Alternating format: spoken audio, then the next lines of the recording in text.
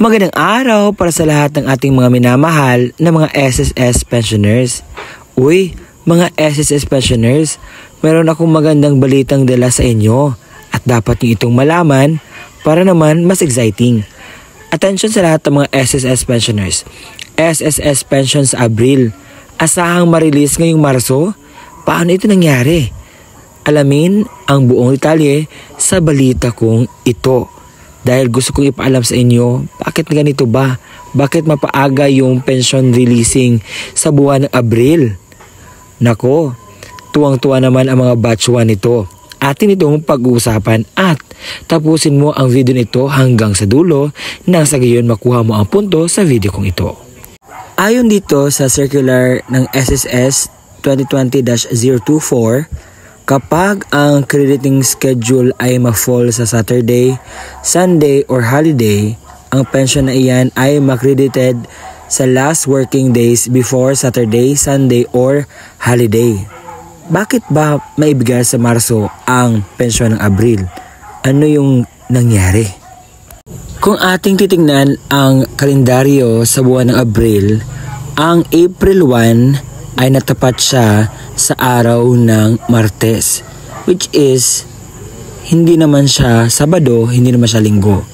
Pero ano yung rason bakit pina-advance siya?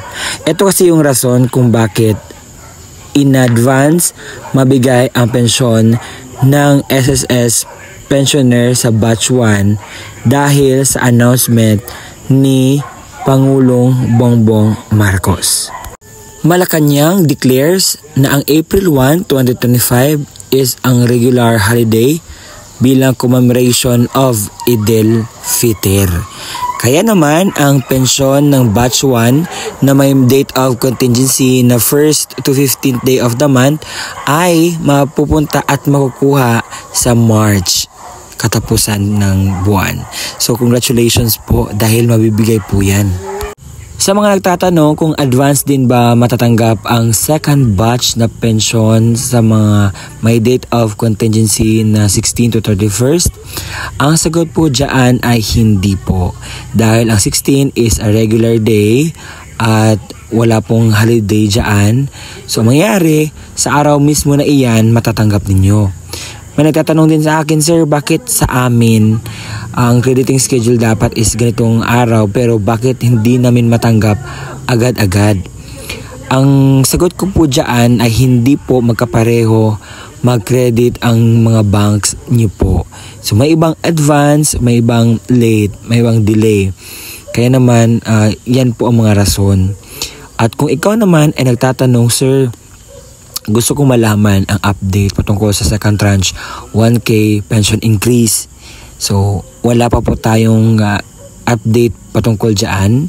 Hindi pa po yan maibigay sa taon na ito sa kadahilan ng nangangailangan pa po ng enough na study para ibigay ba sa lahat ng mga pensioners ni SSS.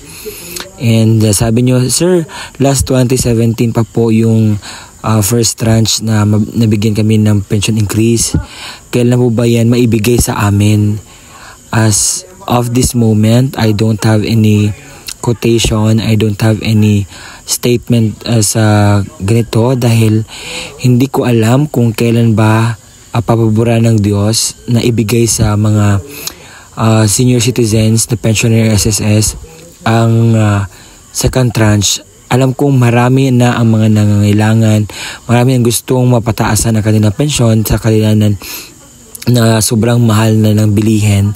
Kaya naman, ipagdasal natin na ma-approve yan at maibigay na yung second tranche. Nang sa gayon, hindi na maghirap ang ating mga senior citizen, lalo na yung mga pensioners. Dahil sa nakita ko sa mga vlogs, hindi na sapat yung tinatanggap nila na pension sa SSS talaga. Kaya naman, we're just hoping and praying na ang ating mga pagdalasal ay sasagutin ng pong may kapal at maliwanagan at mabigyan na ng wisdom ang ating president sa SSS na sa gayon ay ma-priority kayo dahil sobrang need you talaga po ng increase sa inyong pensyon.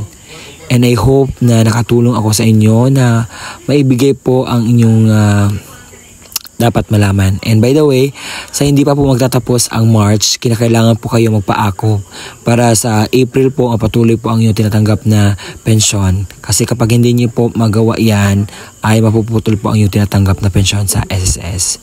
Maraming salamat po sa palagiang panonood, pagsusuporta sa akin, sa aking journey dito sa YouTube na pag-vlog.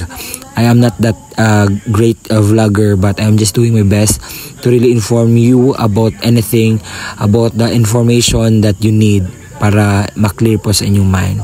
Maraming salamat. See you again next time sa aking vlog.